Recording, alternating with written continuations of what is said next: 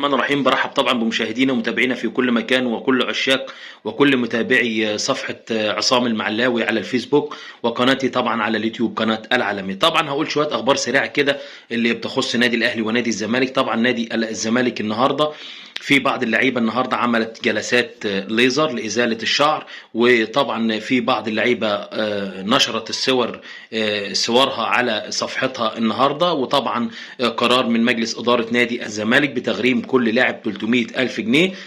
اللعيبه هي اللعيبه عبد الله جمعه ومحمد صبحي ومصطفى شلبي، وغرامه لكل لاعب ب 300 الف جنيه. يعني عايز اقول لك على حاجه، انا واحد بيقول لك اذا بليتم فاستتروا. يعني انت شايف نفسك بتريح تفضح نفسك. يعني انت عملت حاجه مش لازم تفضح نفسك او تنزلها على السوشيال ميديا عشان تقول ان انا بعمل حملات ليزر، وده طبعا مش حلو خالص. فدي بعض الغرامات اللي نزلت على الثلاث لعيبه دول ب 300 الف جنيه. ننتقل سريعا على اخبار النادي الاهلي، وهي اخبار النادي الاهلي. طبعا نادي الزمالك عنده مباراه غدا في بطوله كاس مصر في الدور قبل النهائي مع فريق بيراميدز في تمام الساعه 6 مساء على استاد القاهره.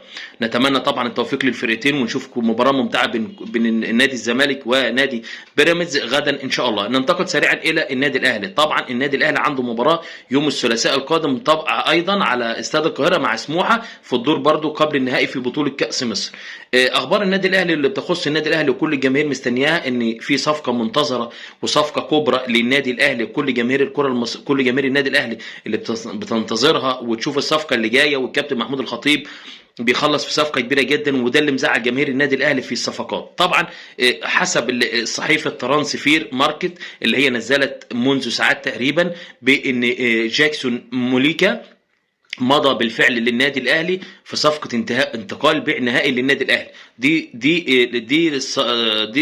دي الصحيفه اللي نزلت ايضا من قبل انتقال برونو سافيو للنادي الاهلي.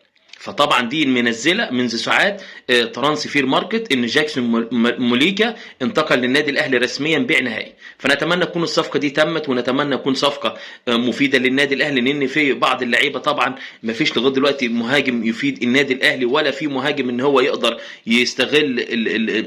يستغل الفرص ويهدف في النادي الاهلي. طبعا مش شايفين الحاجه دي خالص في ظل وجود واحد زي شادي حسين، في ظل وجود واحد زي محمد شريف، في ظل وجود واحد زي كان حسام حسن، في ظل وجود لعيبه كتيره جدا. مفيش لعيب لغايه دلوقتي بصراحه يعني نقدر نقول لك احنا مقتنعين بيه تماما ان هو يكون مهاجم النادي الاهلي. في ظل برضه احنا مشينا بعض اللعيبه زي استغنينا عنها زي وليد ازارو، وبعده اليو باجي، وبعد والتر بواليا، وايضا احمد ياسر الريان اللي انتقل لسيراميكا كليوباترا، وبعد كده جبنا مكانه شادي حسين. فطبعا في صفقات دي لابد كان عليها علامه استفهام. وليد ازارو ده من اللعيبه اللي كنت بتمنى يفضل في النادي الاهلي. ايضا اليو باجي اللي مكسر الدنيا في فرنسا، وايضا والتر بواليا في الدوري القطري. فنتمنى يكون صفقه مفيده للنادي الاهلي وصفقه تكون ممتازه. ويا ريت الكابتن محمود الخطيب يخلص في صفقه مهاجم يكون مهاجم يليق باسم النادي الاهلي. الرحمن الرحيم. برحب طبعا بمشاهدينا ومتابعينا في كل مكان وكل عشاق وكل متابعي صفحة عصام المعلاوي على الفيسبوك وقناتي طبعا على اليوتيوب قناة العالمي. طبعا هقول شوية اخبار سريعة كده اللي بتخص نادي الاهلي ونادي الزمالك. طبعا نادي الزمالك النهارده في بعض اللعيبه النهارده عملت جلسات ليزر لازاله الشعر، وطبعا في بعض اللعيبه نشرت صورها على صفحتها النهارده. وطبعا قرار من مجلس اداره نادي الزمالك بتغريم كل لاعب 300 الف جنيه.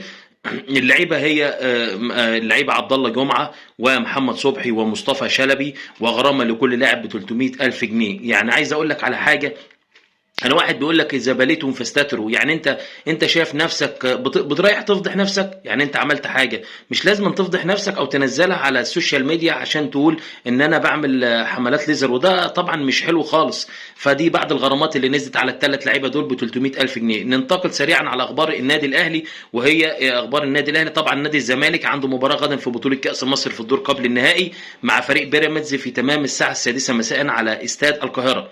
نتمنى طبعا التوفيق للفريقين ونشوف مباراه ممتعه بين النادي الزمالك ونادي بيراميدز غدا ان شاء الله. ننتقل سريعا الى النادي الاهلي. طبعا النادي الاهلي عنده مباراه يوم الثلاثاء القادم طبعا ايضا على استاد القاهره مع سموحه في الدور برضو قبل النهائي في بطوله كاس مصر.